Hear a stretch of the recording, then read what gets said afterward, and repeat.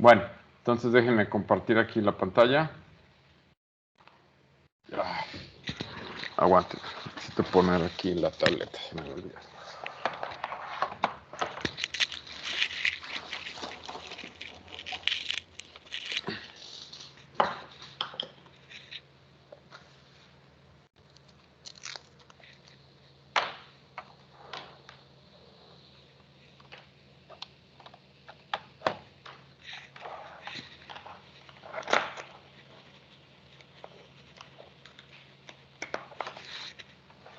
Ok. Bueno, estuvimos viendo, vamos a hacer un repaso así súper rápido. La clase anterior estuvimos viendo diagramas de bloque, diagramas de flujo, simplificación. La idea es que nosotros teníamos sistemas que estaban interconectados con estas operaciones, tanto puede ser de operaciones en cascada como operaciones en suma, operaciones en retroalimentación.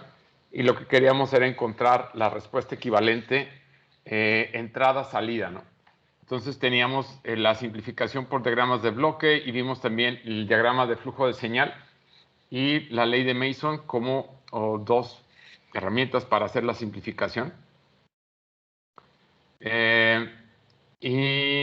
ahí les comentaba, es más sencillo al final hacer la simplificación por ley de Mason, siempre y cuando puedan identificarme bien lo que son las rutas directas de entrada-salida, los lazos, y cuando estos lazos son aislados o están conectados entre sí, o sea, tienen puntos comunes. Eso fue lo que vimos en la clase anterior.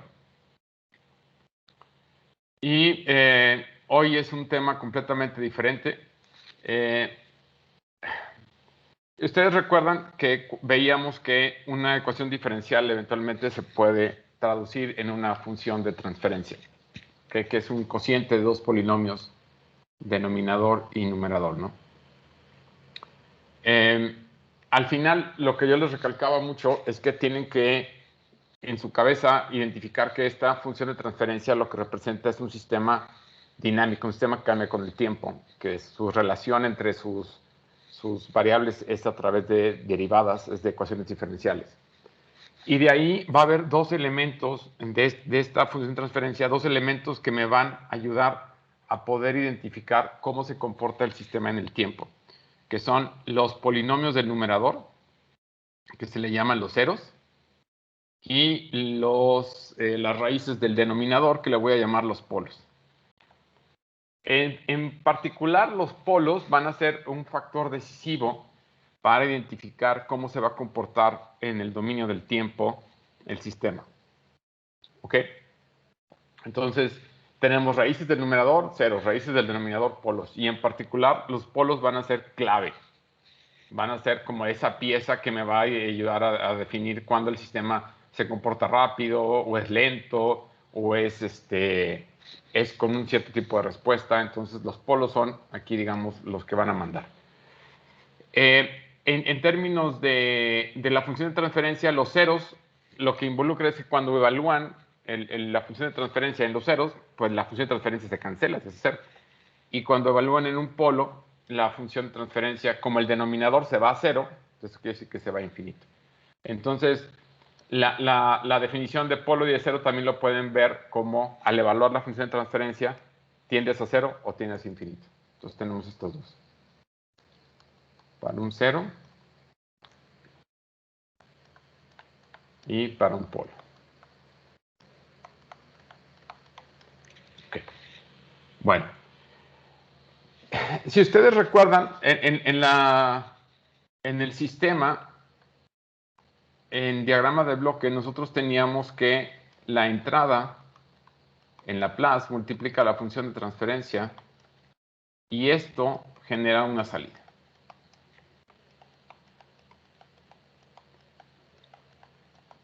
¿Sale? Eso es lo que veíamos. Entonces, eso lo que quiere decir es que la salida en Laplace, que acuérdense que esto en el tiempo, cuando hacen la transformada inversa, eso lo que quiere decir es que la salida en el tiempo es la convolución de la respuesta al impulso con la entrada.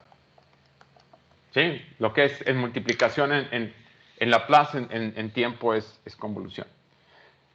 En particular, la salida la podríamos encontrar, digamos, transformando a Laplace la entrada, la respuesta al impulso, y después multiplicar y hacer la transformada inversa. En lugar de hacer la convolución en el tiempo, lo que podemos hacer es transformar el dominio de Laplace, multiplicarlo para evitarnos la convolución y después regresarnos al tiempo. ¿Vale? Y así pueden calcular la salida. ¿Ok? ¿Hasta ahí vamos bien?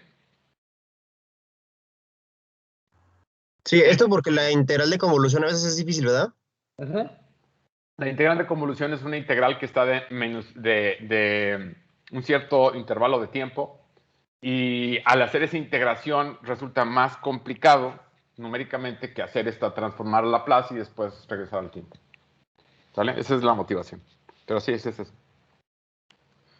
En particular, si nosotros tenemos una entrada muy especial, que es la entrada delta, esta entrada en particular tiene una propiedad, y es que su transformada de Laplace es unitaria. ¿Alguien se acuerda cómo la definición de la función delta?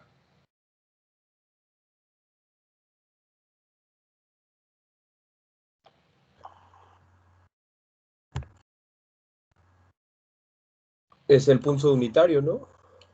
No. Como tal, El impulso. solo toma un valor cuando t es 0 Ajá. y para c es 0. Ajá. ¿Y qué pasa en 0? Ah, pues delta t es 1. No. A ver, Es infinito, ¿no? tampoco. Es una función muy particular que tiene sus cosas raras, y eso es lo que les quiero explicar. Es una función, a ver, déjenme aquí ponerla en verde. Es una función que afuera del 0 vale 0 y en el 1 es diferente de 0. A ver, la definición es esta, es delta de t es igual a 0 para todo t diferente de 0. Déjenme, lo tengo que escribir diferente. Y toma cualquier valor cuando t es... No cualquiera. Esto es diferente de 0 para t igual a 0. ¿Sale? ¿Sí? ¿Qué propiedad tiene? Okay. ¿Qué propiedad tiene? La propiedad que tiene es que la integral de la función delta, ¿alguien sabe cuánto es? 1. 1, exacto. Entonces, su integración es 1, y cuando el tiempo vale, o sea, es diferente de 0, pues es de 0. Pero ahí hay algo ocurre que hace que el área sea unitaria. ¿Ok? A ver, les explico. ¿Cómo podemos motivar? No sé si llegaron a ver esto en sus cursos de cálculo. Una manera de motivar a cómo surge esta función delta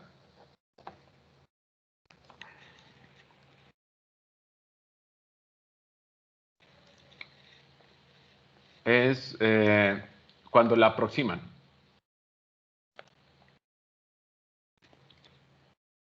Si ustedes hacen un triángulo, ¿se acuerdan cuál es la fórmula del área de un triángulo? Base por altura sobre 2. ¿Ok? Entonces, si yo tengo aquí tengo 2. ¿Ok? Y aquí le pongo menos un medio. Y aquí menos un medio. Y aquí un medio. ¿Sale? Y entonces,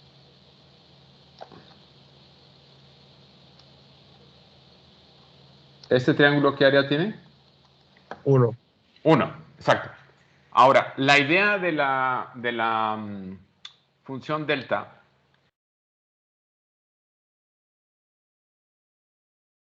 no sé si lo llegaron a ver así en sus cursos de cálculo, es vamos a reducir la base y aumentar la altura. pero manteniendo el área unitaria. ¿Sale? Y lo que hacen después es volver a reducir en la base y aumentar la altura. Y en el límite, cuando el área de la base tiende hacia cero, la altura tiende a ser muy grande y eso es la definición de la función delta. ¿Ok? En tiempo discreto es mucho más sencillo, porque en tiempo discreto sí es el impulso unitario. Esa es la función delta de Dirac.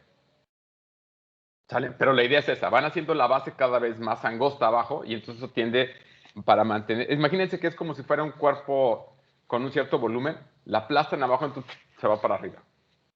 ¿Ok? Bueno, esa función tiene la particularidad de que su transformada de Laplace es 1.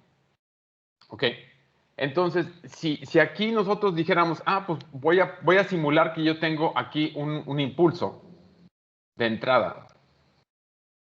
Entonces, y como es 1, la transformada de Laplace, de la transformada inversa de la función de transferencia, si aquí eso es 1, entonces eso lo podemos interpretar como la respuesta a un impulso de entrada.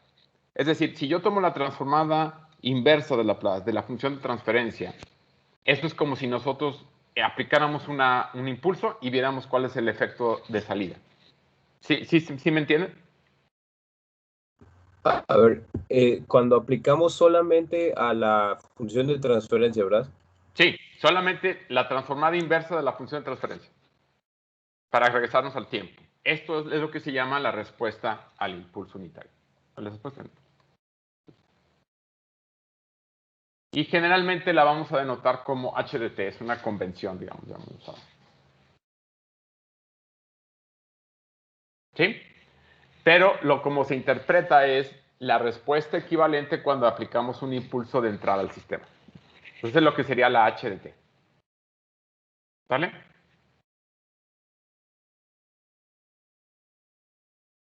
Chicos. Sí, es como que le vamos a meter un impulso porque sabemos que esa integral va a ser 1 y para ver qué pasa. Para ver el efecto, exacto. Ahorita, y acuérdense que si yo tienen la respuesta al impulso, ustedes pueden calcular a través de la convolución cualquier salida, digamos, eventualmente, si quisieran hacerlo en tiempo. ¿Sí?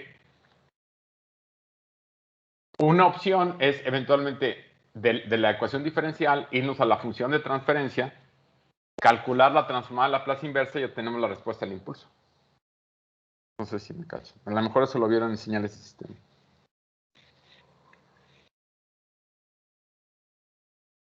Bien. Lo que sigue es, vamos a ver cómo se comporta esta h de t cuando la función de transferencia tiene cierta estructura. Y la estructura que le vamos a imponer es una estructura de primer y de segundo orden. ¿Ok? Cuando tenemos un polo o dos polos en el denominador. Bueno, en la función de transferencia. Entonces allá vamos. Vamos a estudiar ahora entonces qué pasa, cómo se comportaría la respuesta al impulso cuando la función de transferencia es de primer orden. Y en este caso, lo único que vamos a considerar es que la función de transferencia tiene un polo o es 1 entre S más sigma. Y en este caso, sigma va a asociarse con la ubicación del polo, que sería, como es 1 entre S más sigma, la ubicación del polo es es menos sigma. ¿Ok? Entonces, esta es la función de transferencia que voy a estudiar. ¿Sale? Cuando ustedes le aplican la transformada de Laplace inversa, si ustedes recuerdan, por ahí había esta expresión, la transformada de e a la menos alfa t por el escalón. Este es 1 entre s más alfa. ¿Ok? Entonces, si ustedes lo aplican, pues queda exactamente directo. Entonces, aquí la respuesta del impulso sería e a la menos sigma t por el escalón. ¿Sale?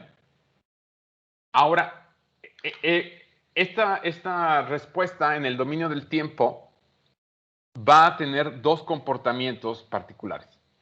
Uno, cuando sigma es positivo y cuando sigma es negativo.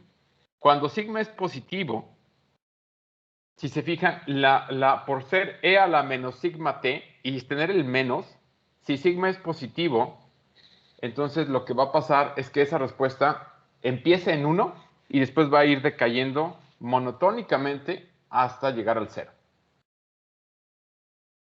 Ahora, si sigma es negativo, con el menos de afuera me da positivo y la exponencial, en lugar de caer, va a crecer. Entonces, tenemos otro tipo de comportamiento. Cuando sigma es positivo, la señal decrece hasta 0 en el límite, y cuando sigma es negativo, la señal va a crecer monotónicamente. ¿Vale? Esto lo pueden ver aquí gráficamente.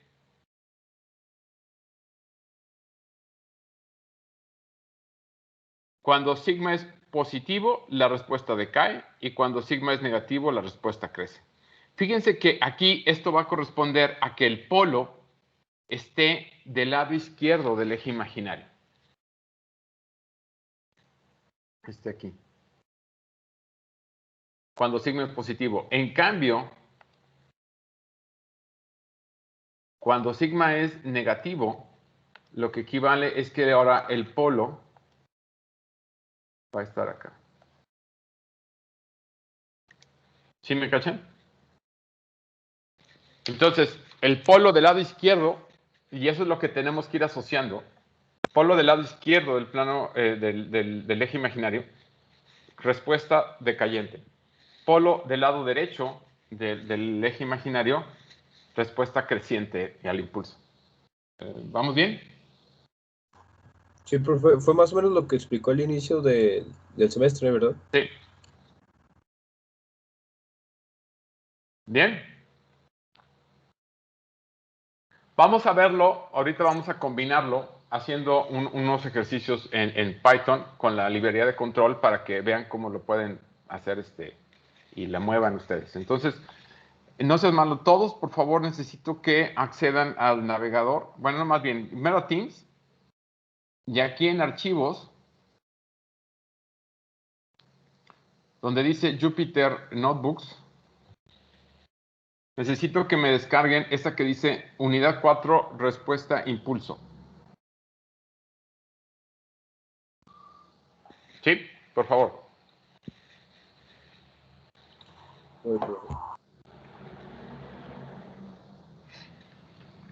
Bueno.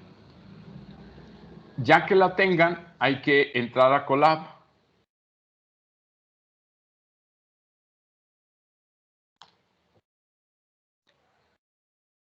Por favor, es importante que todos hagan este ejercicio para que vayan familiarizándose con las herramientas de simulación. Los espero.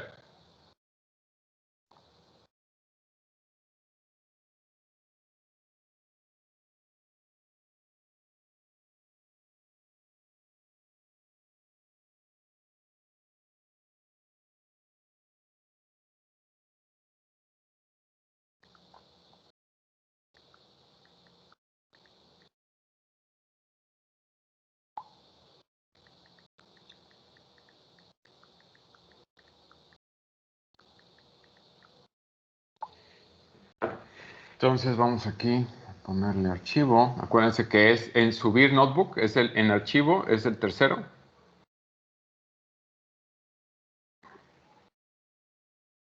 ¿Dónde estoy?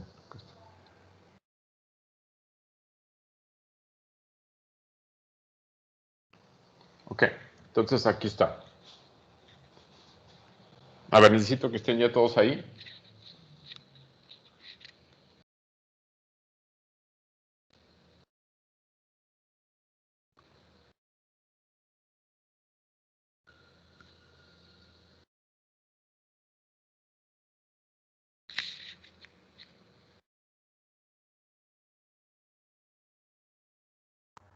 Listo, profe. ¿Sí? Los demás, por favor.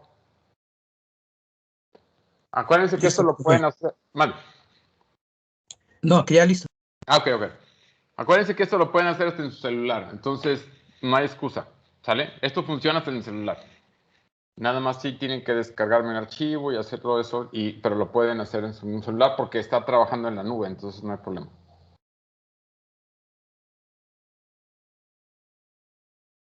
Bueno, aquí entonces lo primero que les pido es instalar la librería, pues ahí es librería. La librería de control, que con el pip install control. ¿Ok? Y después hay que cargar lo que es NumPy, que son las librerías de manejo de datos numéricos, la de graficación, y cargar ya precisamente el toolbox de control con la, ¿cómo se llama? La equivalencia de comandos en MATLAB, la que vamos a usar.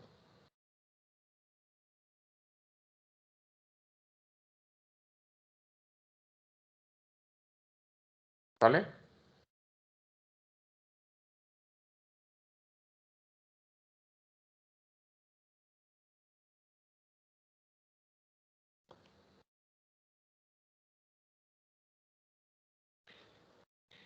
Bueno, vamos a considerar los pasos 3 y 4, que son los que quiero que veamos ahorita. Y vamos a considerar la función de transferencia 1 entre s más sigma. Y entonces aquí sigma le voy a poner el valor de 1, hoy se lo quieren cambiar si quieren. Y entonces con el siguiente comando tf doy la función de transferencia. Después hago un vector de tiempo.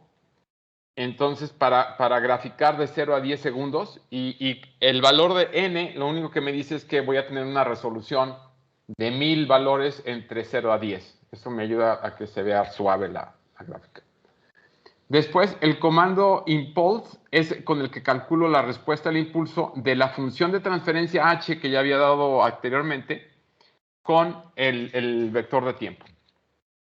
Después voy a graficar con plot t,h, o sea, el resultado. Pongo la malla y le pongo sus etiquetas para que se vea bonito. ¿Vale? Entonces aquí denle el ejecutar. Y si se fijan, esa es la respuesta de primer orden para sigma positivo. ¿Qué es lo que esperábamos? O sea, tienes una respuesta monotónicamente decayente. Fíjense que aquí sigma es igual a 1. Si yo hago, por ejemplo, sigma igual a 0.1, ¿qué creen que pase? ¿Se hace más rápido o más lento? Estar en 0.1, ¿no? ¿Mande? El 0.1 va a ser el punto máximo. No. De hecho, empieza en 1. Cuando le pone 0.1, en lugar de caer, fíjate cómo va a caer más lento. Va a seguir decayendo, pero como el polo está más cercano a 0, se hace más lento. Si al contrario yo le pongo 10, ¿se hará más rápido o más lento? ¿Alguien sabe? Más rápido. Más rápido, fíjense cómo decae. Aquí la clave es entre el polo esté más hacia la izquierda. Vamos a verlo aquí. Mientras este polo se encuentre, este que está aquí, se encuentre más hacia la izquierda, hacia allá, va a ser más rápido.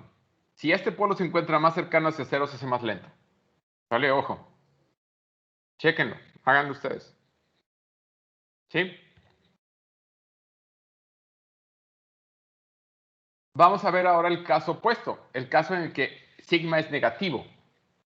Y entonces el polo ya no deja de estar del lado izquierdo y ahora se va al lado derecho del cero. ¿Ok? ¿Qué es lo que va a pasar? Pues que el sistema va a diverger. Por diverger me refiero a que va a crecer monotónicamente y nunca va a dejar de crecer. ¿Vale? Si yo, al contrario, aquí lo pongo más chico, va a crecer, pero más lento. Va a seguir creciendo, pero más lento. Y al contrario, si yo le pongo un valor más grande, por ejemplo, menos 10, pues esto se va a ir súper rápido. ¿Sí? Aquí está la 43, entonces pues es un crecimiento rapidísimo. A ver, no sé si lo pudieran ejecutar. ¿Vamos bien? Sí, todo bien. Todo bien, profe. Los demás, muchachos, necesito todos aquí en la actividad.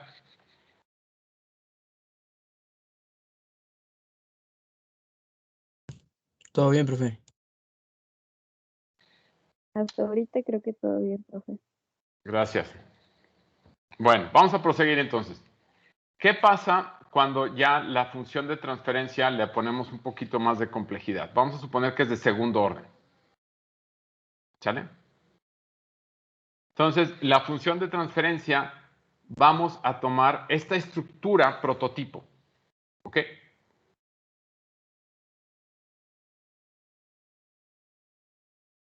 Esta estructura, fíjese que tiene dos parámetros.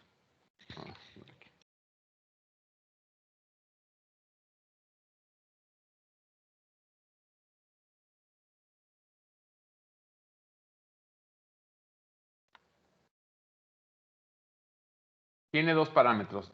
El factor omega n, que se le llama la frecuencia natural, y una z griega, que se llama el amortiguamiento.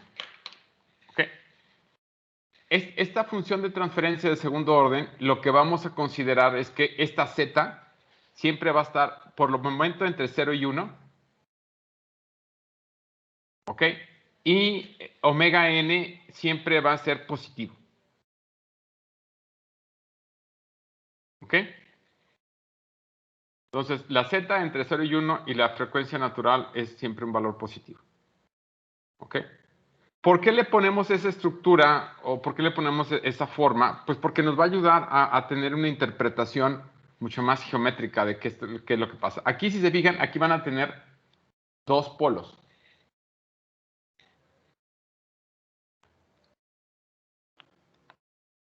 No hay ceros.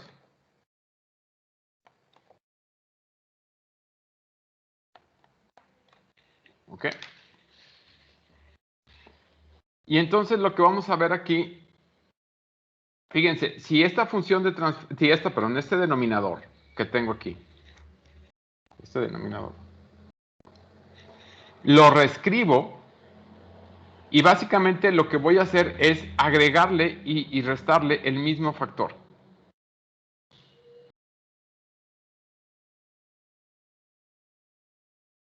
¿Sale? Voy a buscar agregarle y restarle el mismo factor. ¿Para qué? Para completar el cuadrado. Aquí.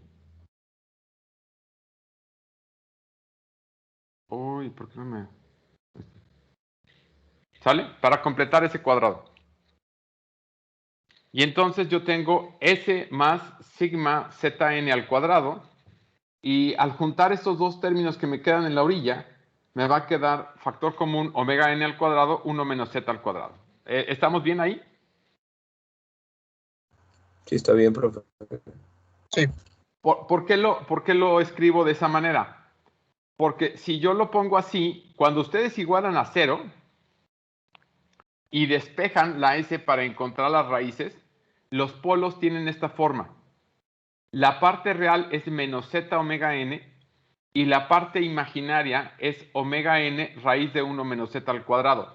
Fíjense que es muy importante que la z está entre 0 y 1, de manera que 1 menos z al cuadrado nunca deja de ser positivo.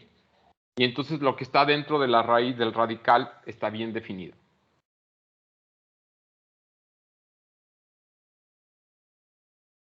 ¿Sale? Estos son los polos complejos conjugados y entonces la parte real de los polos, que es el valor que le estoy diciendo sigma, depende de z omega n y la parte imaginaria le voy a llamar omega d. Esa es la parte, vamos a poner aquí.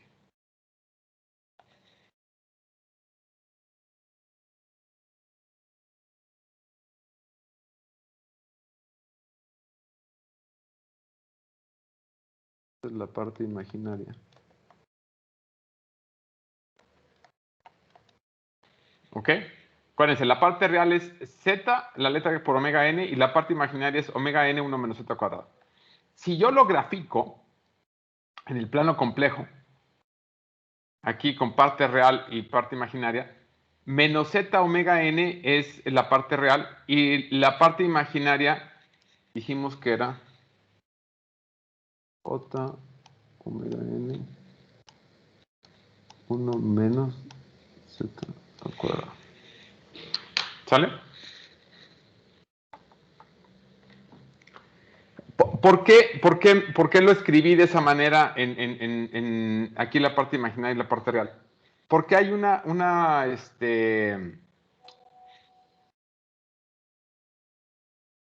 caray. A ver, aguanta un momentito.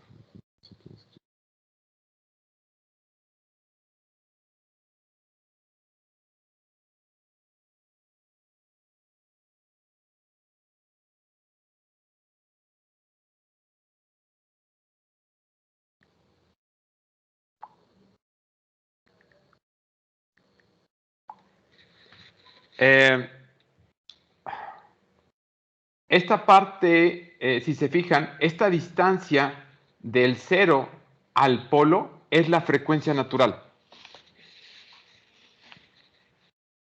A ver, si ustedes recuerdan por Pitágoras, esta distancia d, si recuerdan, esta distancia d es el cateto inferior, que sería z al cuadrado omega n al cuadrado, más el cateto que está acá, que es de la parte imaginaria, que sería aquí omega n al cuadrado 1 menos z al cuadrado.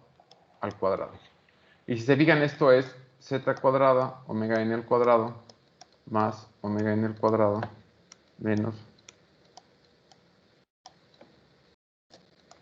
Y esto, si se fijan, es... bueno, aquí es falta la raíz. Falta radical. Sí, eso le iba a decir, que faltaba radical. Y entonces esto es omega n. ¿Okay? Entonces, esta distancia de los polos al origen es la frecuencia natural. Por eso me conviene escribirlo de esa manera, porque tiene una interpretación geométrica. Y ahora, este ángulo que está aquí entre el eje imaginario y esta hipotenusa, fíjense que ese ángulo, el seno de ese ángulo, sería el cateto opuesto, que sería lo que está aquí, la parte real. Entonces es z omega n entre, perdón, omega n, no omega n al cuadrado.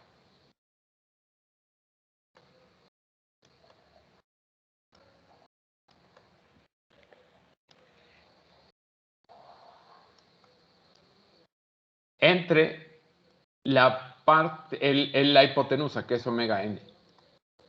Entonces, se fijan, el ángulo depende del amortiguamiento. ¿Sale? Entonces, el ángulo es seno inverso del amortiguamiento. Esto lo que quiere decir es que si el amortiguamiento aumenta, entonces el ángulo aumenta. ¿Sí? Esto quiere decir que si z se va hacia 1, el ángulo va a tender, de hecho, hacia 90 grados. Y si el amortiguamiento tiende hacia 0, ahí es muy importante, los polos van a estar ahora sobre el eje imaginario. Cuando el amortiguamiento es 0,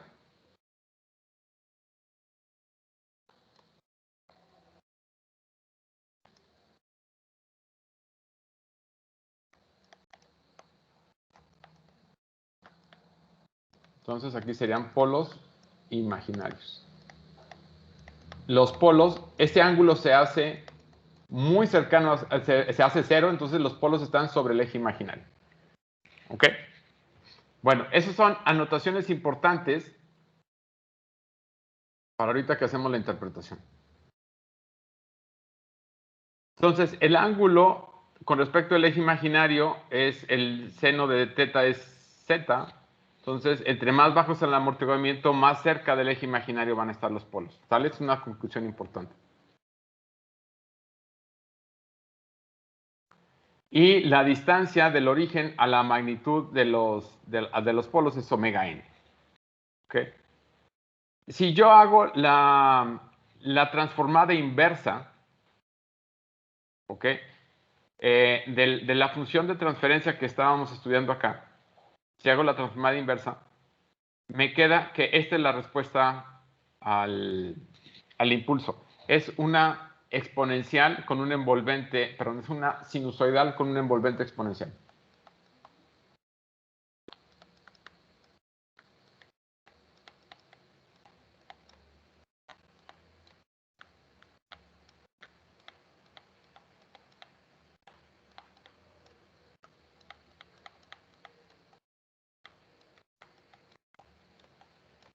¿Sale?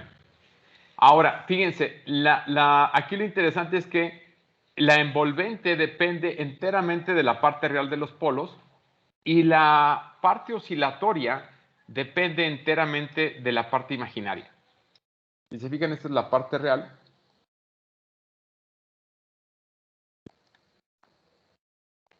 Y este de aquí es omega D, es la parte imaginaria.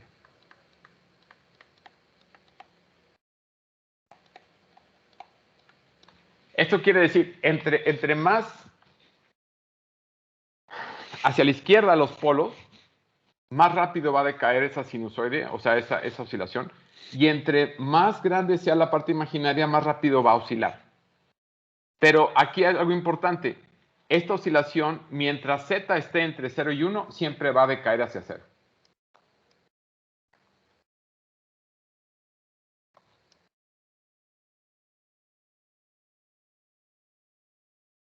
¿Ok?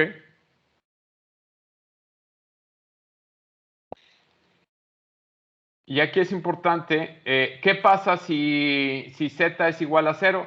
Pues el sistema va a oscilar. Y esa es la idea de un oscilador. Un oscilador es un sistema que tiene sus polos sobre el eje imaginario. Y vamos a ver, ¿qué pasaría si z fuera negativo entre 0 y 1?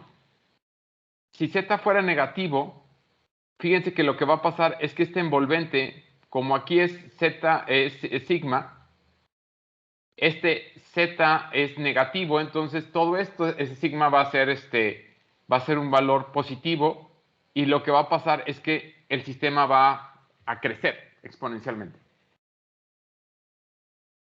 ¿Sí? Entonces, nosotros vamos a tener 3 comportamientos muy característicos de este sistema de segundo orden, dependiendo si el amortiguamiento está entre 0 y 1, si es 0 o si es negativo. Entonces, el sistema va a poder comportarse de estas 3 maneras. Si el amortiguamiento es entre 0 y 1, es un comportamiento sinusoide amortiguado hasta 0. Si el amortiguamiento es 0, va a tener una oscilación permanente. Y si el amortiguamiento es negativo, entre 0 y 1, entonces van a tener un comportamiento oscilatorio creciente.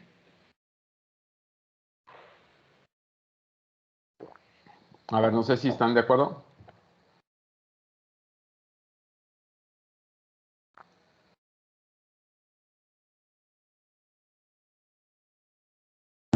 Sí, profe, yo nada más quería preguntarle en la parte donde aplica la transformada inversa de la función de transferencia. Ajá. Ahí solo es la respuesta al pulso unitario, ¿verdad? O sea, como tal. Sí, exacto. Esto es lo que pasaría si tú le aplicas un impulso. Imagínate, es la respuesta como si tú le pegaras a una campana y entonces va a salir una oscilación. O sea, que por ejemplo, si lo ve en términos, bueno, no sé si lo estoy pensando bien, es como si fuera un pequeño cambio. Sí, es como si tuvieras una campana y esa campana le pegas. Al momento, el golpe es como si fuera, si es rápido, es como si fuera un impulso y entonces vas a generar una oscilación. Y esa oscilación es una oscilación de presión en el caso de una campana. Esa oscilación va a tener, al momento de viajar, va a tender a desvanecerse y hasta que decaiga a cero.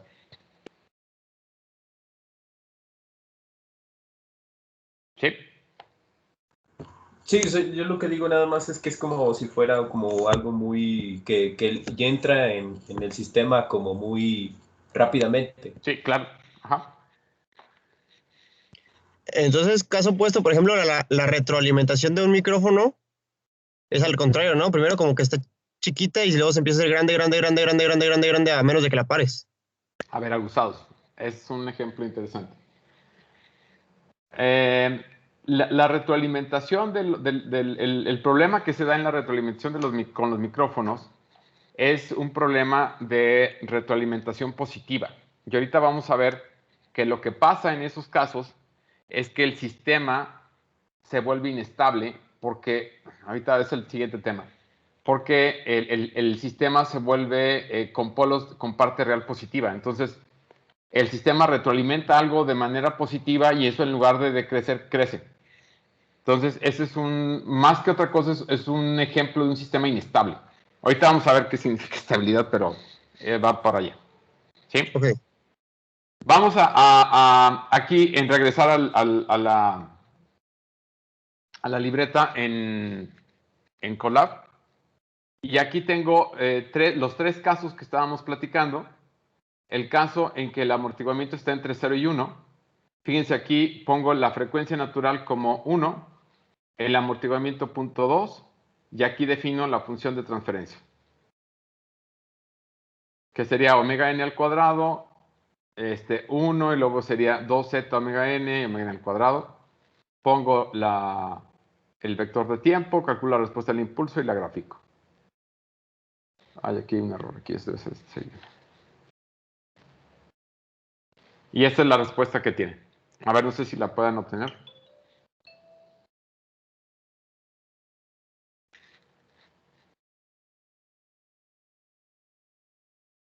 ¿Sí les ¿Qué dio? dijo que era N, profe?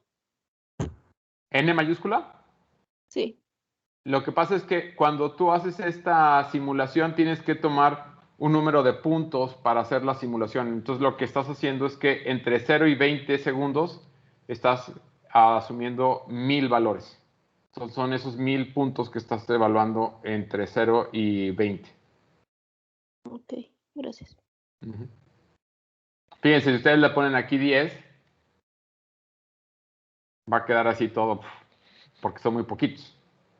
Por eso le ponía 1000. ¿Sale? Es la resolución, con la resolución de su simulación. ¿Qué pasaría si yo hago mi amortiguamiento más grande? Pues fíjense que en este caso la señal va a oscilar más rápidamente y tender hacia 0. Si el amortiguamiento es más pequeño, la función, la respuesta tiende a ser mayormente oscilatoria. Aquí está punto 1. ¿Sí? Por el contrario, si yo tengo mi frecuencia natural, la frecuencia natural, si se hace más grande, lo que van a hacer es que va a oscilar más rápido.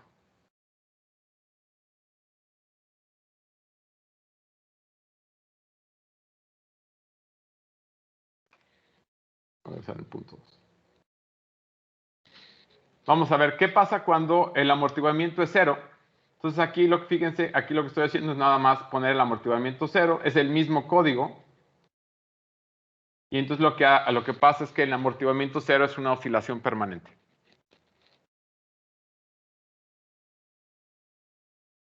¿Sale? Esa es la idea de los circuitos electrónicos osciladores. Lo que hacen es buscar generar una relación de transferencia con capacitores y resistencias que les dé polos sobre el círculo, sobre el eje imaginario. ¿Alguien me quería decir algo? Sí, perdón, con lo de la frecuencia natural, entonces en el caso de la campana, es como análogo a decir que si la campana es chiquita se va a apagar rápido y si la campana es grande va a durar más. Sí, está asociado también con el material, está asociado con la estructura, está asociado con las dimensiones, sí. Ok.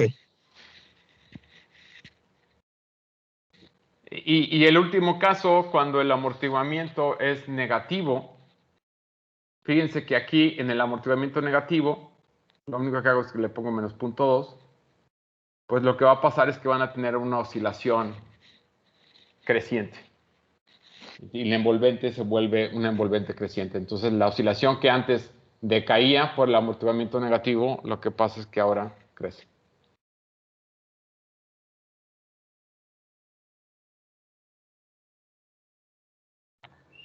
Profe, yo tengo una duda. Matt. Ahorita comentó esto de los circuitos electrónicos. Por ejemplo, nos sirve mucho, si nosotros queremos crear un dispositivo en electrónica a un nivel muy básico, como sería un oscilador, ciertas necesidades, podemos abstraer esas necesidades o el problema en sistemas y luego ya aplicarlo a electrónica, o sería al revés, primero checar la electrónica y luego ya irte a los sistemas. No, yo creo que primero sería a nivel de sistema tratar de encontrar del circuito cuál es la relación de transferencia. Digo, a ver, el circuito, vamos a decir que tienes el circuito con operacionales, para que sea más sencillo. ¿Sí? Si ese circuito tienes puras resistencias, ahí es un sistema estático. Así ¿Vale? es. No pasa nada. Cuando tú le pones capacitores e inductores es cuando se vuelve dinámico. Entonces, lo que tendrías que hacer es calcular la relación de transferencia del voltaje de entrada al voltaje de salida, considerando la impedancia de cada uno de esos elementos, inductores y capacitores, y verificar que esa función de transferencia tiene polos sobre el eje imaginario, y la ubicación de esos polos te va a dar la frecuencia de oscilación del circuito. Oh, ok. ¿Sí? Sí, es que, por ejemplo, yo estuve interesado en cosas de audio y electrónica, entonces, por ejemplo, me puse a pensar, si quiero hacer un filtro que tenga tales características, pues, tendría que usar este tipo de, pues, pensarlo de ¿Sí? esta forma para saber qué requieres, cuál es tu función que necesitas. Sí, en este caso, acuérdate, lo que queremos hacer es un oscilador, o sea, es un generador de un tono. Sí. Ok. Entonces, aquí lo que estás haciendo es básicamente nada más sintonizar al tono a una cierta frecuencia a la que se va a generar. Y eso es con la ubicación de los polos.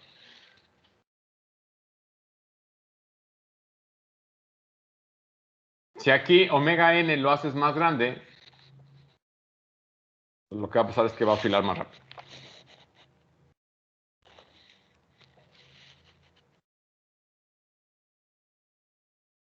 ¿Okay? Bueno. Alguien me podría decir, oye, ¿por qué nada más vamos a ver sistemas de primero y de segundo orden?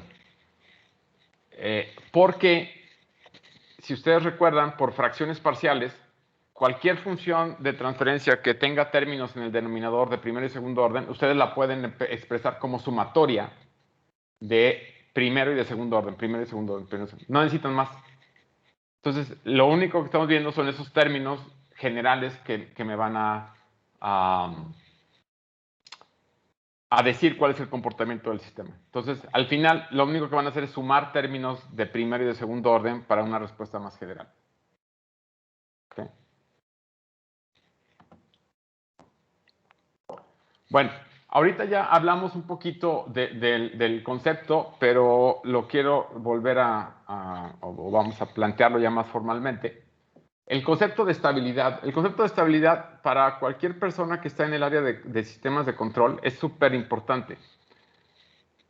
Por ahí veíamos que al inicio del curso, que los sistemas con retroalimentación o los sistemas retroalimentados o enlace cerrado son más precisos que los sistemas en enlace abierto. ¿Sale? Ese fue uno de los argumentos. Y sí, en realidad sí pueden ser más precisos, pero hay que ser muy cuidadosos porque esa retroalimentación puede, si no se diseña apropiadamente, puede llegar a ser dañina. Y entonces el sistema, en lugar de tener una respuesta como la busco, la puede tener al revés, diverger. Entonces, esa propiedad de que se comporte adecuadamente a la retroalimentación es lo que se conoce como estabilidad. ¿Ok? Que es estable el sistema. Estabilidad en términos de ingeniería pues es muy variado. Hablas a lo mejor que un algoritmo te dé una respuesta estable, puede ser que te dé una respuesta continuamente en un rango. Acá para nosotros estabilidad, tengan cuidado, va a significar esto. Va a significar que si yo le ingreso al sistema una entrada limitada en magnitud, la salida también va a estar limitada en magnitud. Eso va a ser para mí la estabilidad. En inglés eso se conoce como vivo. De bounded input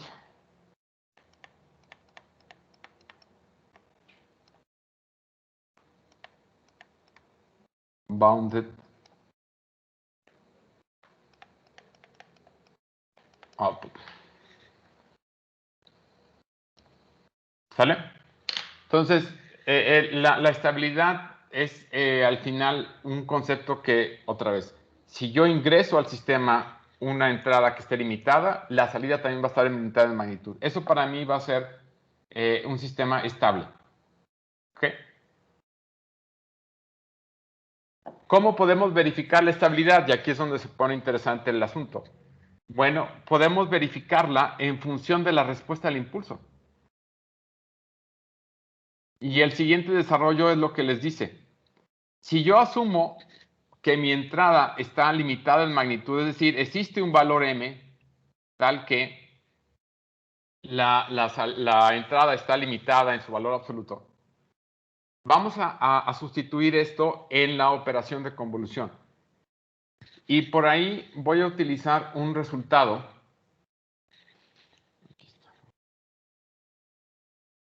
que les dice que si ustedes tienen el valor absoluto de una integral, esto siempre es menor o igual que la integral del valor absoluto. A ver, no sé si les queda claro. Esto va a ser, esta desigualdad es igualdad siempre y cuando la función siempre sea positiva. Si la función de repente es positiva y luego negativa, entonces sí se vuelve mayor al lado derecho. Sí, o sea, nada más se invierte la desigualdad.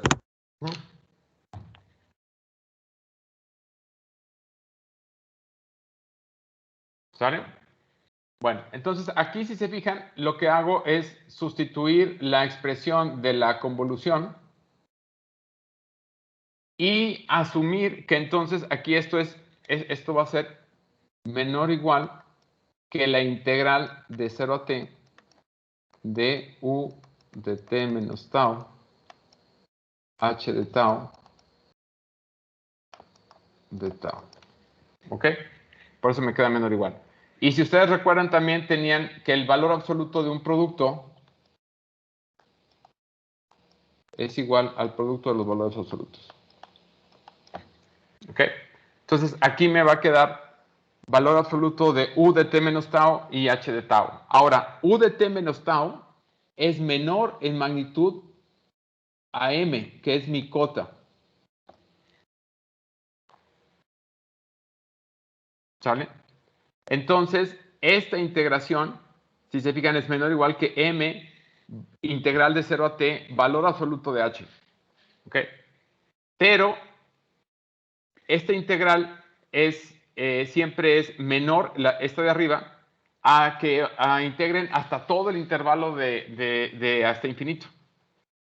Entonces, ustedes lo que obtienen de aquí es que la salida en todo instante siempre es menor o igual que el valor m por la integral de 0 a infinito h tau.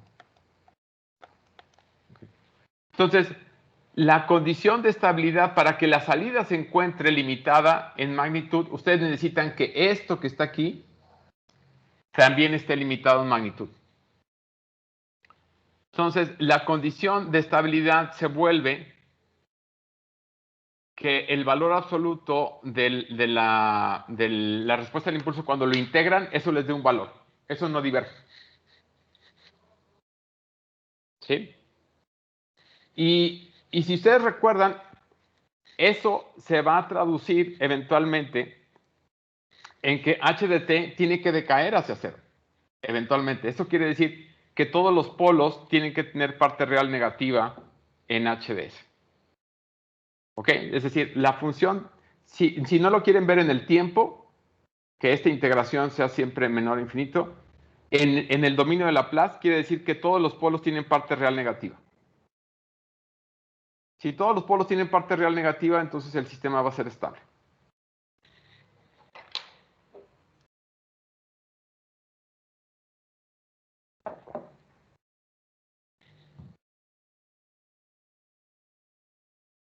¿Estamos bien?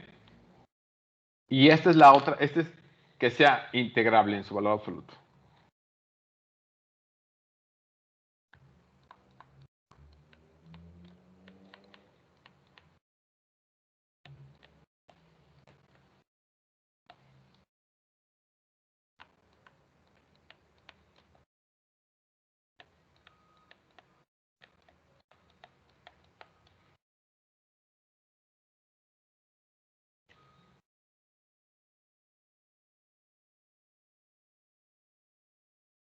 Entonces, por ejemplo, si está limitada en la entrada por m y va a estar limitada a la salida, también sería por m, por algún factor de m, digamos. Sí, exacto, es un factor de m por este valor de cuánto te dé esta integración.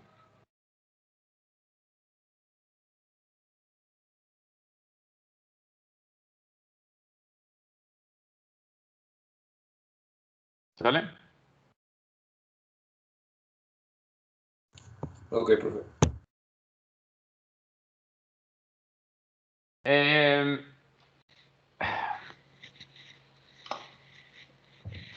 ¿Cómo verificar entonces que un sistema es estable? Bueno, checando los polos. Si los polos tienen parte real negativa, entonces el sistema va a ser estable. ¿Okay? Una manera entonces de hacer esto es lo que se llama el criterio de estabilidad de Root. Y al final, lo único que tenemos que hacer, si recuerdan, es ponernos a evaluar el denominador de la función de transferencia. ¿Sale? Si ese denominador de la función de transferencia es siempre, tiene polos con parte real negativa, el sistema va a ser estable. Entonces, al final yo me tengo que enfocar en estudiar si el denominador de la función de transferencia tiene polos con parte real negativa. Y si es así, el sistema va a ser estable. ¿Okay? Que es el primer requerimiento cuando ustedes hacen un sistema retroalimentado. Entonces, la estabilidad la vamos a juzgar a partir de las raíces del denominador. ¿Ok? ¿Cómo podemos hacer esto? Ahorita, pues ya es antes a lo mejor era medio complicado cuando se desarrolló esto, pero ahorita pues nada más es meterlo en algún programa y checar que las raíces del polinomio tengan parte real negativa y ya. Antes se utilizaba este procedimiento como una manera de verificarlo sin tener que hacer el cálculo. Esto ahorita a lo mejor no tiene mucho sentido, pero más adelante cuando utilicemos un controlador y queramos checar condiciones de estabilidad, ahí sí va a ser útil. Entonces, por eso me interesa que lo veamos. Este criterio lo que va a necesitar es crear un arreglo que se llama arreglo de Root. Y en función de ese arreglo van a checar en la primera columna, cuántos cambios de signo hay. Si no hay cambios de signo, entonces el sistema va a ser estable. Y si hay cambios de signo, ese número de cambios de signo les va a decir el número de raíces inestables. ¿Ok?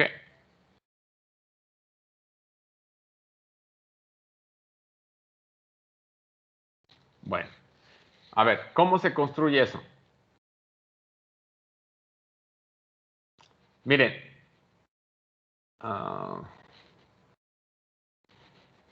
en el arreglo de Root es un arreglo en el que la primera columna son las potencias de S del orden mayor que tienen en el polinomio hacia disminuyendo uno en uno hasta la potencia 0.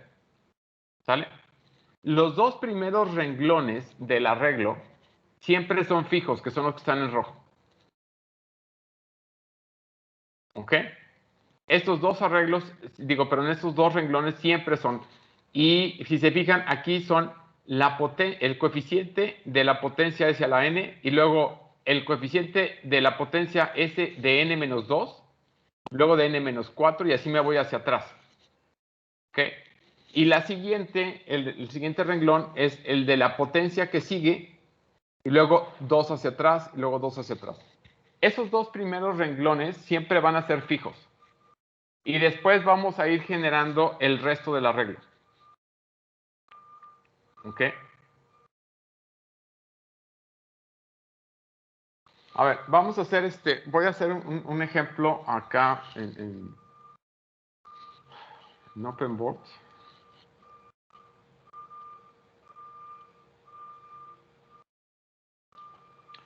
Más que revisar el procedimiento que está ahí, voy a hacer el ejemplo para que sea más fácil. Yo creo que...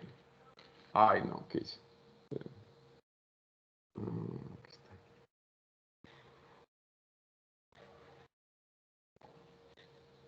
Aquí está. Vamos a suponer que HDS...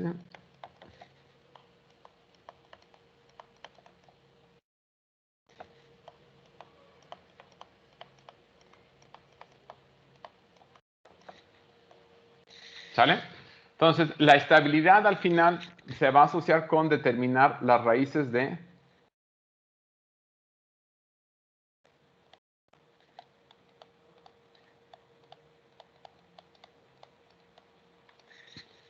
S cúbica más 4S cuadrada más 3S más 1. ¿Sale? Si esas raíces tienen parte real negativa, el sistema es estable. ¿Estamos bien?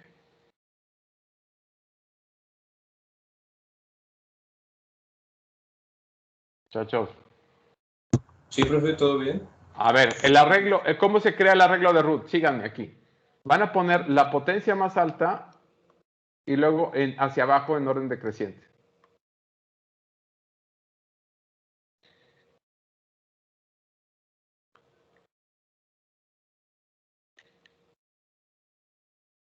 Luego, síganme aquí.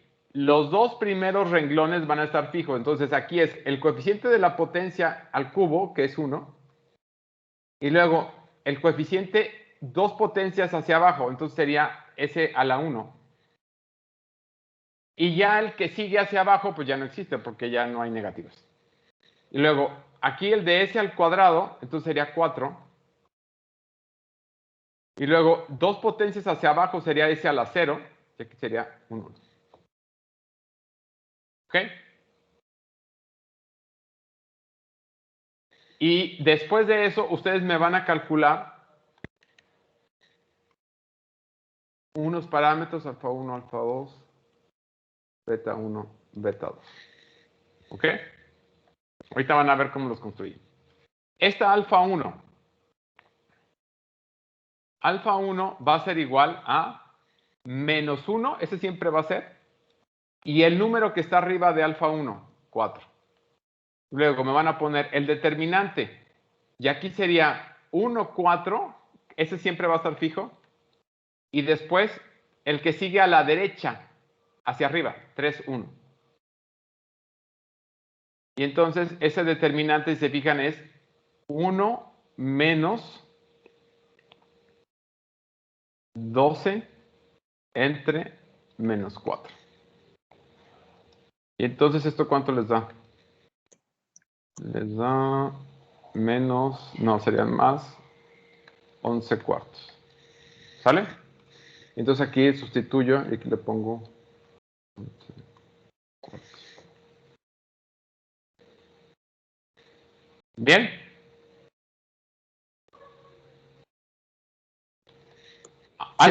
Alfa 2, aquí sería, la primera parte va a quedar igualita. Esta. En ese renglón. Entonces aquí me va a quedar menos 1 cuarto, 1, 4. Y ahora, de aquí de alfa 2 volteo hacia arriba a la derecha. No tengo nada, entonces voy a poner ceros. Y si se fijan, esto me va a dar 0. Entonces aquí me queda 0.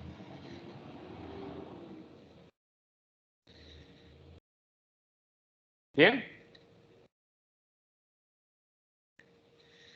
Beta 1. Beta 1 va a ser menos 1 entre lo que está arriba, 11 cuartos. Determinante, aquí serían 4,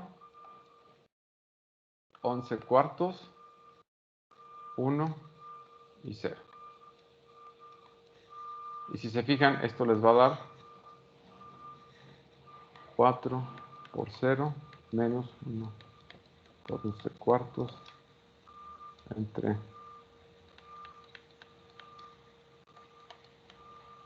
1. ¿Sale? Entonces aquí te... Y beta 2, aquí sería menos 1 entre 11 cuartos, 4, y aquí serían, volteo hacia arriba a la derecha, y entonces tengo 0, 0. Entonces solo debo hacer. ¿Bien?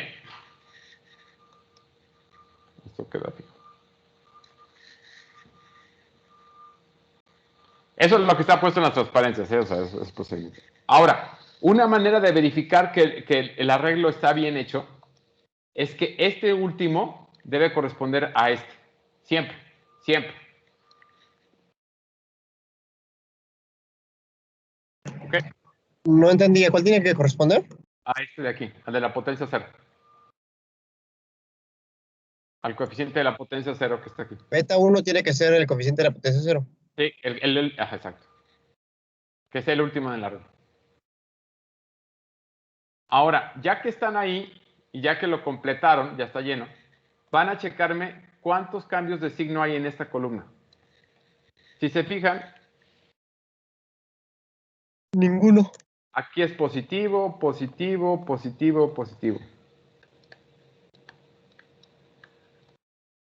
No hay cambios de signo.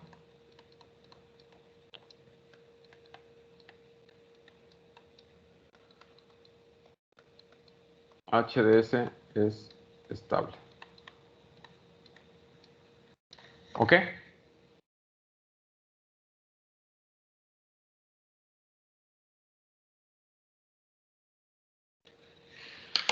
Lo podemos verificar.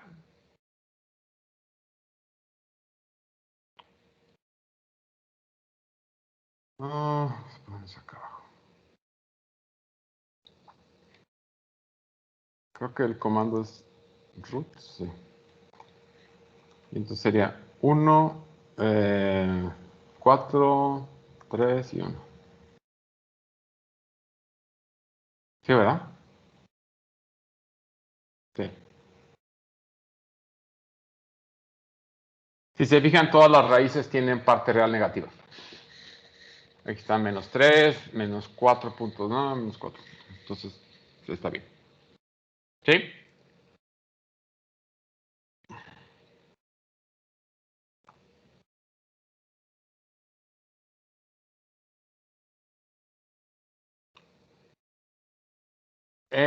Ya en un contexto más general, podemos tener este caso, que esta es S a la sexta, 4S quinta, 3S cuarta, 2S cúbica, S cuadrada, 4S cuatro.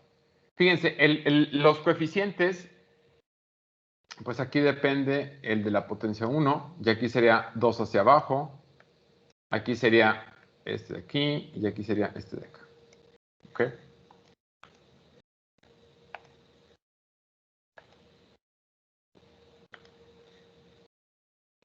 El siguiente, este es el de la potencia 5, luego este es el de la potencia a 2 hacia abajo, y este es el de la potencia 2 hacia abajo. Acá ya no hay, entonces lo voy a rellenar con un 0. Y lo que van a ir haciendo es ir construyendo el arreglo. Aquí abajo están, pues, cómo se construye, cómo son las operaciones. Y yo lo que me quiero centrar es, al final, cuando ustedes evalúan,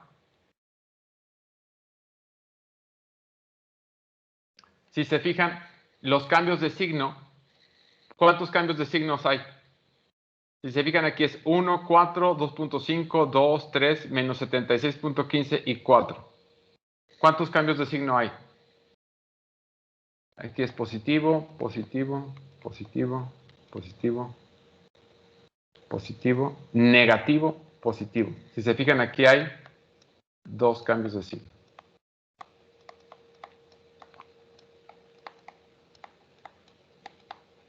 Entonces hay 2 raíces inestables.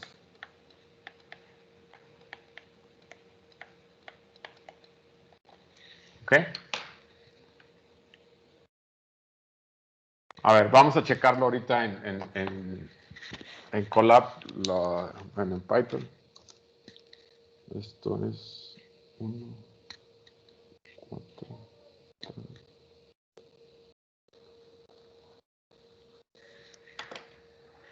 Vamos a checarlo. Entonces, aquí estamos en... Aquí mismo lo voy a hacer.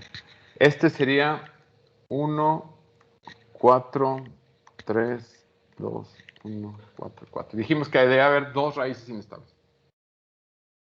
Fíjense, aquí está. Menos 3 es estable porque es parte real negativa. Aquí hay dos raíces inestables. Punto 67, 68 y punto 68. Y luego menos punto 60, menos punto 60, menos punto 85. ¿Se fijan? Son las dos raíces inestables que les decía el procedimiento. ¿Sí?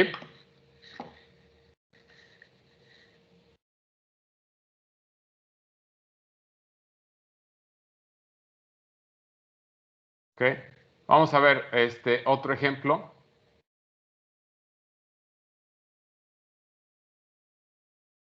Entonces hay dos raíces inestables, como les decía, los cambios de signo.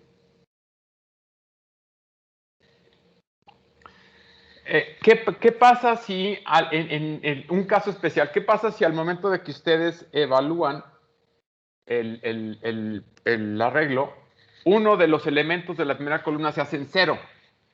Ok, si eso pasa, lo que tienen que sustituirlo es por un valor epsilon. Ok. Y después tomar el límite cuando epsilon tiende a 0. Y asumir lo que es positivo y después tomar el límite. Este es el caso. Vamos a ver, aquí lo voy a poner aquí.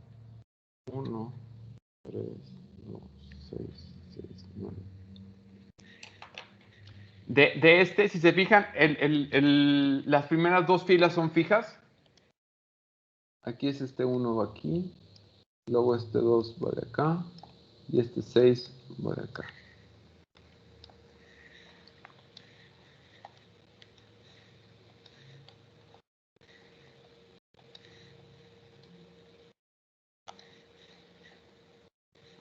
Después 3 es de aquí. 6 está de acá. Y 9 viene de acá. ¿Vale? Cuando hacen la evaluación de este parámetro delta 1, fíjense que les queda 1, 3, 2 y 6. Eso les va a causar que el primer elemento menos 1/3, 1, 3, 2, 6, esto les va a dar 0. Entonces lo que vamos a hacer es sustituir esto por epsilon positivo. ¿Ok? Y bueno, ya no quiero ver los detalles del cálculo así, es muy rutinario, pero aquí lo importante es, ya están aquí todos, y el problema es, vamos a hacer el límite cuando tiende a 0. Si se fijan, aquí, cuando el límite tiende a 0, aquí tengo un valor positivo, positivo, positivo. Cuando tiende a 0, fíjense que es 6 menos 9 entre epsilon. Esto me va a dar un número sumamente grande negativo. Entonces aquí tengo negativo. Luego aquí tengo 3 más 9 epsilon al cuadrado. Epsilon al cuadrado, cuando se hace 0, esto me va a quedar positivo. Y aquí me queda el 9, que dijimos que tenía que corresponder a este. Entonces positivo. Entonces, fíjense, hay dos cambios de signo.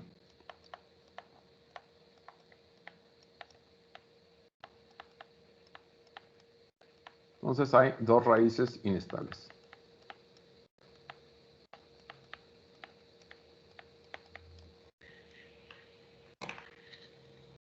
A ver.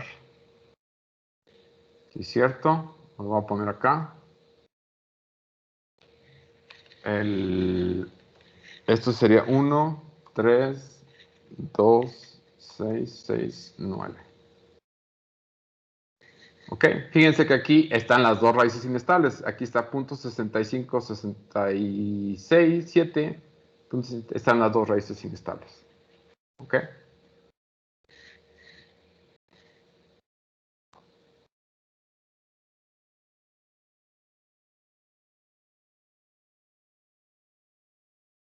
Ok, bueno, Esto es lo que quería ver de esto. No sé si hay alguna duda.